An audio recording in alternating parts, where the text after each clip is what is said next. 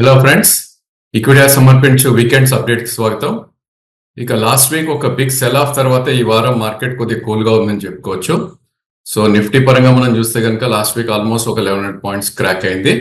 But ఈ వారం starting లో అంటే మండే రోజు ఒక న్యూయర్ లో ఆర్ లోవర్ లో ఫార్మేషన్ జరిగింది అబౌట్ 24,694 దగ్గర.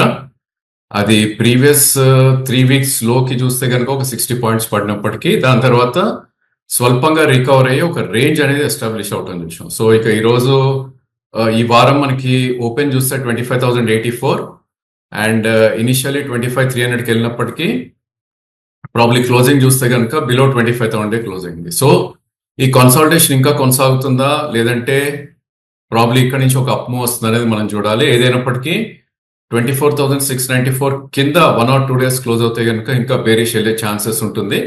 అండ్ 25,234 ఏదైతే ఈ స్వింగ్ హై ఉందో ఈ వారంది, దాని తర్వాత 25,289 ఏదైతే 20-day మూవింగ్ యావరేజ్ ఉంటుందో దానిపైనే మళ్ళీ నెక్స్ట్ అప్ మూవ్ ఉండే ఛాన్సెస్ మనకు కనిపిస్తుంది. So all in all 500 to 600 points range లోనే మార్కెట్ కదలాడే ఛాన్సెస్ ఎక్కువ కనిపిస్తుంది. అండ్ మనకి ఈ వారం సెక్టర్ కన్నా స్టాక్ స్పెసిఫిక్ ఎక్కువ మూవ్స్ ఉన్నాయని చెప్పుకోవచ్చు. సో బిగ్గెస్ట్ మూవర్స్ ఈ వారం నిఫ్టీలో చూస్తే కనుక it was trend about almost మనకి వీక్లీ క్లోజింగ్ కనుక చూస్తే అబౌట్ 12% దాకా గెయిన్ అయింది. సో మనం గుర్తుపెట్టుకోవాల్సింది ఏంటంటే ఇది ట్రెండ్ అనేది నిఫ్టీలోకి వచ్చి it's almost a weeks time or 10 days time అయింది చెప్పుకోవచ్చు. దాని తర్వాత నెక్స్ట్ బిగ్ మూవ్ మన కోటక్ బ్యాంక్ లో కనపడింది 4%. దాని తర్వాత M&M ఒక 3.8%, అదేవిధంగా టెక్నాలజీ అబౌట్ 3.5% హెచ్సిఎల్ టెక్నాలజీలో, అండ్ బిఎల్ కూడా ఏదైతే కొత్తగా వచ్చిందో నిఫ్టీలో అది కూడా ఈ వారం 3% పెరగటం చేసాం. ఇక బిగ్గెస్ట్ లూజర్స్ మనకు చూస్తే కనుక టైటాన్ సర్ప్రైజింగ్లీ, ఎందుకంటే ఈ నెక్స్ట్ 2 weeks లో ఫెస్టివ్ సీజన్ కూడా ఉంది కాబట్టి జనరల్లీ జ్యువెలరీ బిజినెస్ బాగుంటుంది. యాంటిసిపేషన్ లోనే ప్రాబ్లీ స్టాక్స్ ముందే పెరుగుతాయి కాబట్టి, బట్ సర్ప్రైజింగ్లీ నెగటివ్ గా ట్రేడ్ అయింది. But FMCG as a whole basket కొద్దిగా వీక్ గా ట్రేడ్ అవటం చేసాం. సో బ్రిటానియా, నెస్లే, ఐటీసీ ఇవన్నీ కూడా 3 to 3.5% దాకా పర్ఫార్మ్ చేసాం. ఇక మెటల్ స్టాక్స్ లో ఒక సెల్ ఆఫ్ అనేది కొనసాగింది. మేబీ చైనా ఎఫెక్ట్ అనుకోవచ్చు. స్టిమ్యులస్ ఏదైతే ఎక్స్పెక్ట్ చేశారో ఈ వారం అది రాలేదు. So Tata steel and JSW steel స్వల్పంగా వీక్ అయింది. ఇక ఫార్మా కూడా స్వల్ప కరెక్షన్ రావటం చూసాం సిప్లా అండ్ డాక్టర్ రెడ్డి దాంట్లో.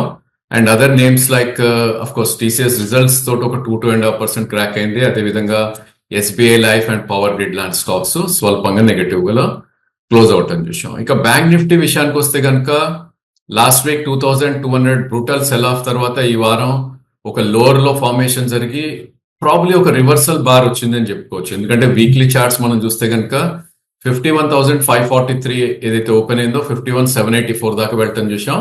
బట్ లో ఏదైతే ఉందో 50,194 నుంచి క్లోజింగ్ వచ్చేసరికి 1000 పాయింట్స్ లో నుంచి పెరగటం చూసాం.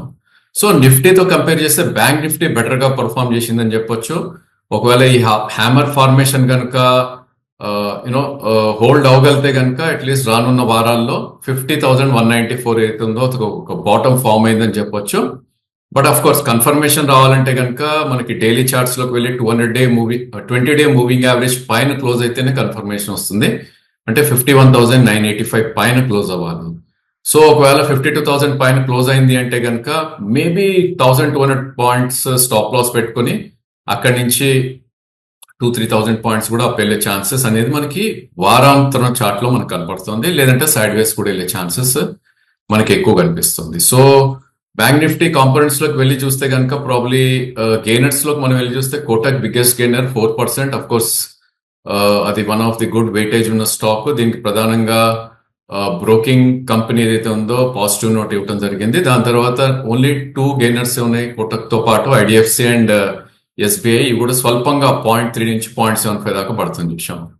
ఇక అదర్ నేమ్స్ మనకి వీక్ అయిన వాటిల్లోకి వెళ్ళి చూస్తే కనుక బిగ్గెస్ట్ లూజర్ 3.97% EU బ్యాంక్ పడుతుంది చూసాం. వాటితో పాటు పిఎస్యు స్పేస్ లో మంచి సెల్ ఆఫ్ రావటం చూసాం ఈ వారం. So Canara bank 3%, bank of Baroda 3%, PNB and 0.8% దాకా పడుతుంది చూసాం. సో అదర్ నేమ్స్ ఏవైతే ప్రైవేట్ బ్యాంక్స్ ఉన్నాయో federal, Indus and ICICI bank between 1.5 to 3% దాకా కరెక్ట్ అవటం చూసాం. ఇక ఇండివిజువల్ స్టాక్స్ లో ఈ వారం గెయిన్ అయిన వాటిల్లోకి మనం వెళ్ళి చూస్తే కనుక సుదర్శన్ కెమికల్ కానీ, ఉషా మార్టిన్ కానీ, న్యూలాండ్ ల్యాబ్, బంధన్ ఇవన్నీ కూడా 12 to 15% పెరిగాయి. And other names AGI, Dodla dairy ఇలాంటివన్నీ కూడా 5 to 8% దాకా క్రాక్ పెరగటం చూసాం. ఇక వీక్ అయిన వాటిలో కైటెక్స్ కానీ, కమిన్స్ కానీ ఇవన్నీ కూడా స్వల్పంగా వీక్ అవటం చూసాం.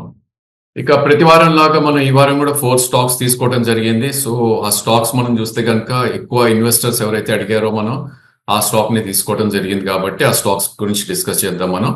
సో దానిలో first stock is PNB Housing Finance. So current market price PNB Housing around 976 దగ్గర ఉంది.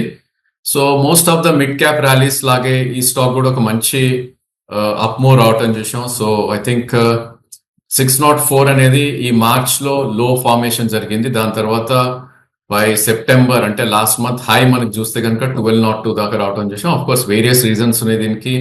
మధ్యలో బ్లాక్ డీల్స్ జరిగాయి, ప్రైవేట్ ప్లేస్మెంట్స్ కూడా జరిగాయి ఈ స్టాక్ లో. కాబట్టి అంటే ఏంటంటే లాస్ట్ 10 months లోనే స్టాక్ 6 months లోనే ఇన్ఫాక్ట్ డబుల్ అవటం చూసాం, 600 to 1207.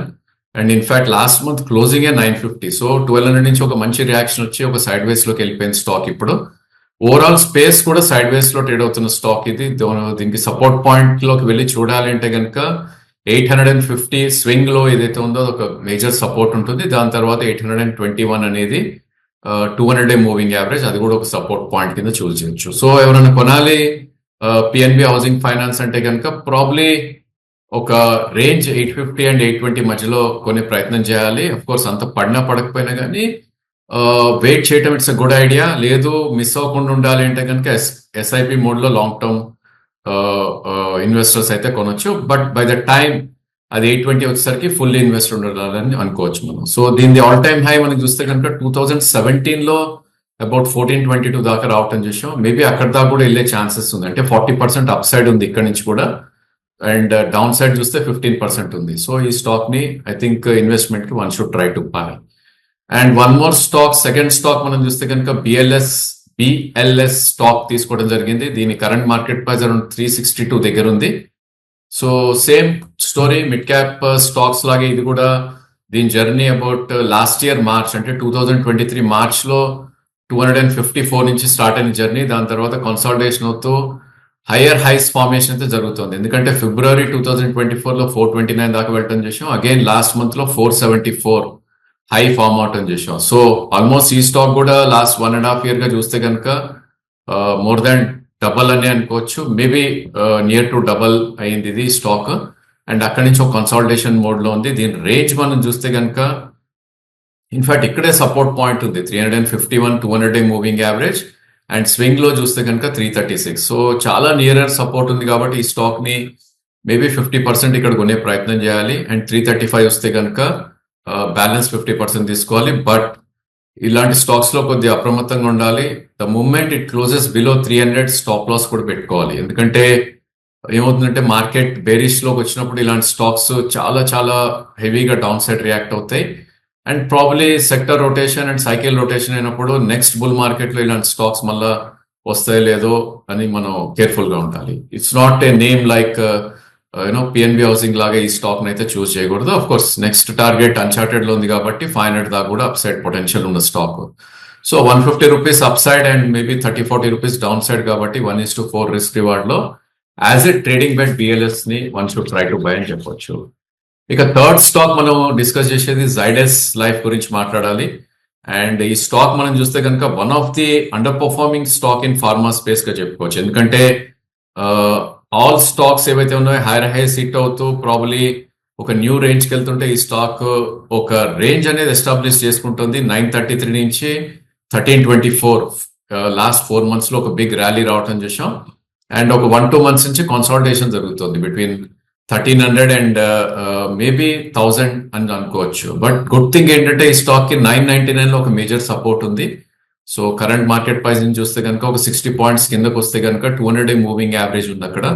సో డెఫినెట్లీ ఇన్వెస్ట్మెంట్ కి అయితే that should be taken, long term investment కి ఏదైతే ఉంటుందో. సో ఒకవేళ దీనిలో స్టాప్ లాస్ పెట్టుకోవాలి అనుకుంటే కనుక ట్రైలింగ్ స్టాప్ పెట్టుకోవాలి ఎవరికైనా లాంగ్ ఉన్న వాళ్ళు, లేదు ఫ్రెష్ గా కొనే వాళ్ళు అయితే 900 కింద క్లోజింగ్ బేసిస్ లో స్టాప్ లాస్ పెట్టాలి. ఎందుకంటే ఫార్మా స్పేస్ అంత బాగా చేస్తున్నా కూడా ఈ stock is not doing great అంటే సంథింగ్ ఈజ్ నాట్ గ్రేట్ అని చెప్పుకోవచ్చు ఈ స్టాక్ లో. బట్ ఏదైనప్పటికీ ఈ స్టేజ్ లో రిస్క్ టు రివార్డ్ అట్రాక్టివ్ ఉంది. ఒకవేళ 990,000 వచ్చింది అంటే కనుక ప్రాబ్లీ అగైన్ ఈ 1300 దాకా కూడా మళ్ళీ వెళ్ళే ఛాన్సెస్ ఉంటుంది. బికాస్ ఎఫ్ఎండోలో ఉన్న స్టాక్ కాబట్టి ఐ థింక్ ఈ స్టాక్ లో వొలటాలిటీ ఎక్కువ ఉంటుంది. అది one should keep in mind.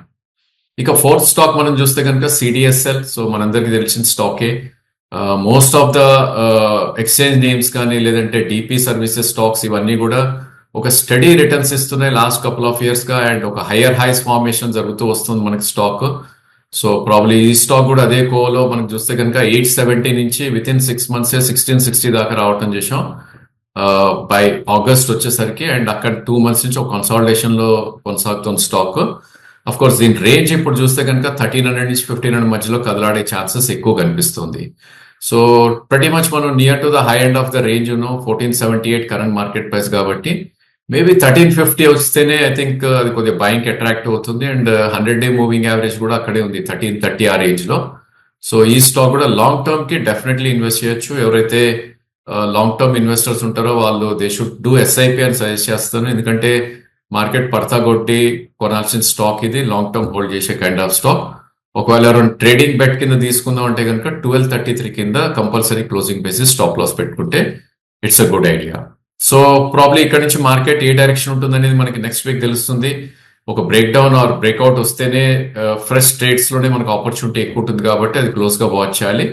ఇక అగైన్ వీకెండ్ లో ఎలాంటి న్యూస్ వస్తుందో అది కూడా మనం చూడాలి. ఒకవేళ గల్ఫ్ లో ఏమన్నా ఇష్యూస్ ఎస్కలేట్ అయితే దాని ప్రభావం మార్కెట్స్ మీద ఉంటుంది. అదేవిధంగా చైనీస్ గవర్నమెంట్ ఎలాంటి స్టిమ్యులస్ ఇస్తుందో అది కూడా కీన్ గా వాచ్ చేస్తూ ప్రాబ్లీ మనకి బ్రేక్అవుట్ వచ్చినాకే ఐదర్ సైడ్ ట్రేడింగ్ పొజిషన్స్ తీసుకుంటే ఇట్స్ ఎ గుడ్ ఐడియా అని మా ఉద్దేశం. So happy weekend and happy Dasara అందరికి వ్యూవర్స్ కి, and have a good weekend. Thank you for watching the video.